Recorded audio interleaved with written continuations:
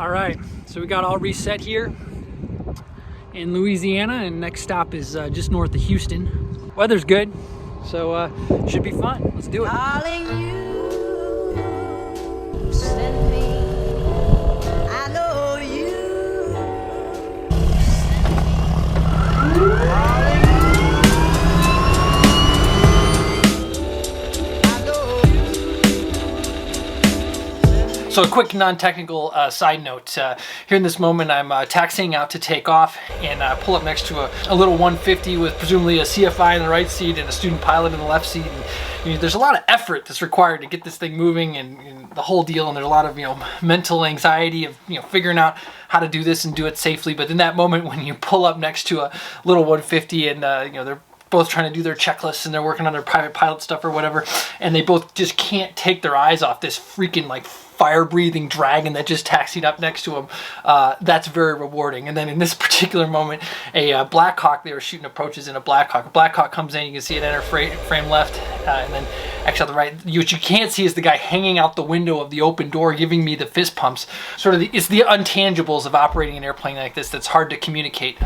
You know, we're constantly in test environments, so we're in little abandoned airports all by ourselves, and it's not until you get out there in the field that you get to sort of pick up on these moments that may help you realize, like, this is like really cool stuff, and it's fun, and I feel honored to be a part of it. Darling,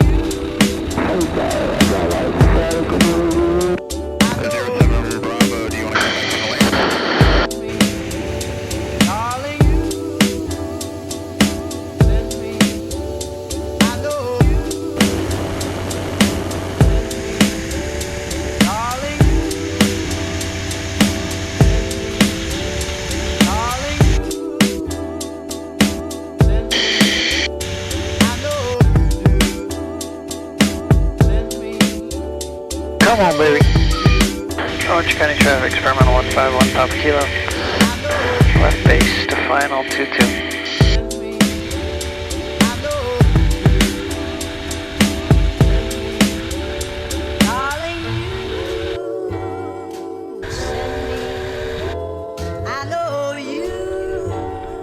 So leg 3 took about 1.3 hours and took us from Hammond North Shore Airport out to Orange County Airport in Orange County, Texas. During that leg, we burned about 48 gallons of gas. So being only 180 nautical miles roughly, it's one of the shorter legs of the flight. And what that really comes down to is I was concerned that if I went much further, I'd be getting near Houston, which meant that I would end up doing that first gear extension in some complicated airspace. So the gear retraction over Hammond wasn't super clean, and I was getting nervous that we were having a real hydraulic thing that was starting to get ready to happen.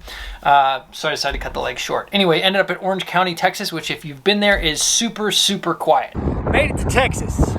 Orange County, Texas, out on the eastern tip. It's windy. I'm sure you can barely hear me. Hopefully you can hear some of this. I'm trying to decide if the hydraulic system is working as I would expect.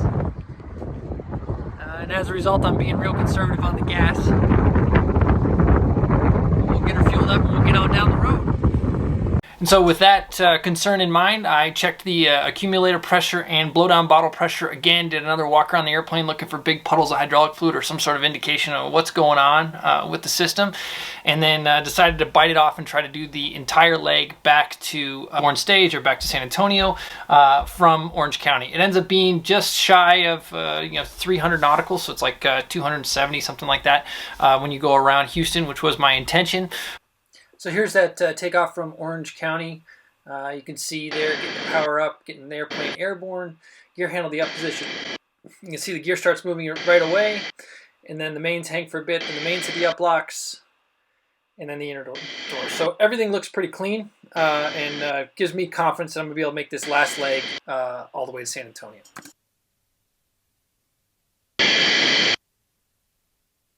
So the Orange County Airport is actually underneath the airspace for Beaumont, Texas airport just down the road, which meant that I could only climb to 1,500 feet coming out of Orange County, and then I had to skirt out and around the wedding cake to get it back up to altitude. What that means is what I typically do is full power for takeoff, get the airplane up, get the gear sucked up at below gear speed, then back to climb power, orbit over the airport up to 5,000 or 6,000, get a chance for things to stabilize, and then head down range. Because of the airspace, you know, it was takeoff power, get the thing up and airborne, and then power back to stay below 1,500 feet, then suck the gear up, then skirt around the outside the wedding cake, and then stand it back up to make the climb up to altitude. As a result, when the gear retraction happened, I was actually at a lower power setting, which probably made it easier on the hydraulic system. My point being, the failure that was about to happen probably would have happened right there on takeoff had I stressed the system by making it try to retract the gear with all that extra air blowing over the gear doors from the propeller.